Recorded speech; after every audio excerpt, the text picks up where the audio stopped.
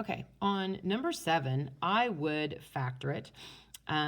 First of all, you have to recognize that it's a quadratic. You have a sine squared, a sine in the same equation, so it's a quadratic. So you could say let m equal sine theta, in which case your equation then becomes 2m squared minus m minus 3 equals 0. Now I would factor that because, you know, I like to factor.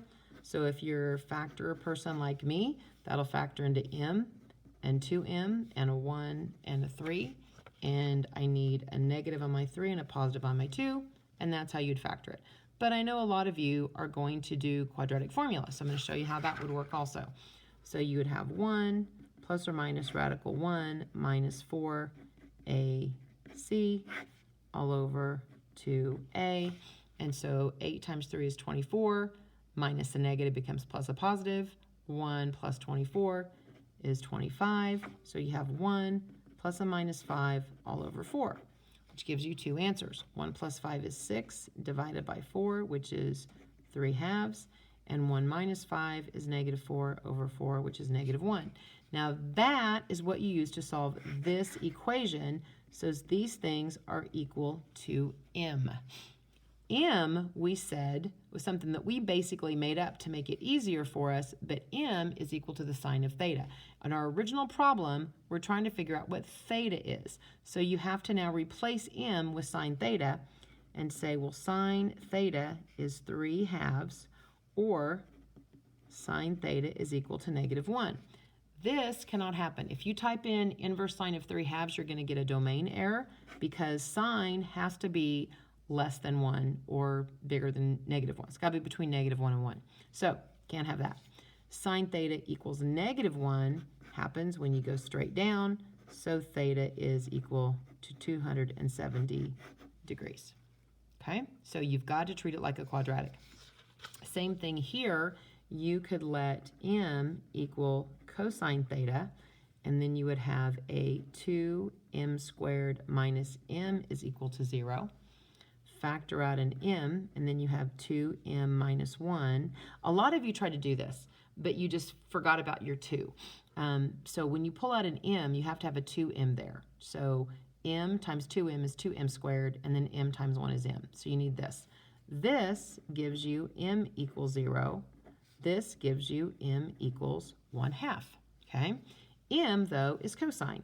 So we really have cosine theta is equal to 0, or cosine theta is equal to 1/2.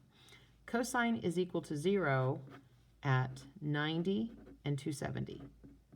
So theta could be 90, or theta could be 270. You can get that off of your unit circle. Cosine theta is 1/2 at 60 degrees and 300 degrees, I believe. So theta could be 60 degrees, theta could be 300 degrees. And I don't have to mess with plus 360k because I'm just dealing with the theta. I'm not dealing with theta plus 10 degrees. I'm not dealing with 5 theta. It's just theta. So I can just find what matches on the unit circle, or you can do inverse cosine of 1/2 on your calculator. It'll give you 60, but it'll only give you one answer. You have to use your knowledge of where cosine is positive to get the second answer. Okay, number 9. A lot of you struggled with this one because you didn't go through the whole process. You started it correctly. So in order to figure out the angle for this, you can't use the unit circle, so you've got to do inverse tangent. So inverse tangent of 4.35 is equal to 2 theta. So you take your calculator, making sure that you are in degrees, and you do inverse tangent of 4.35, and you get 77.05 is equal to 2 theta. Now technically that's plus 360k. So 360k plus that. So I'm kind of writing it backwards here. Normally I would do 2 theta equals that plus that, but it doesn't really matter. Okay, so this is only one place. A lot of you guys didn't think about the next place. 77 degrees is where the tangent is equal to 4.35. So like this side is 4.35 when this side is 1. but there's always two quadrants for everything. So there has to be a 77-degree triangle down here. So you could take 180 plus 77, and actually be 77.1. So 180 plus 77.1 gives you 257.1. Okay? So you have two equations. You've got this one. I'm going to rewrite it better. 2 theta is equal to 77.1 degrees plus 360K and also 257. So 2 theta is equal to 257.1 degrees plus 360K. Divide everything by 2.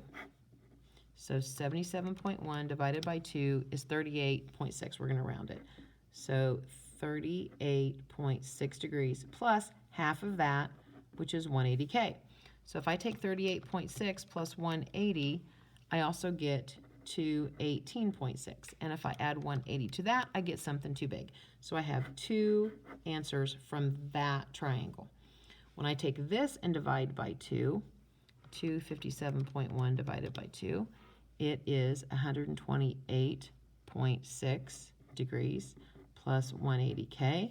So 128.6 plus 180 is 308.6 degrees. So if I add 1 to that, it gets too big.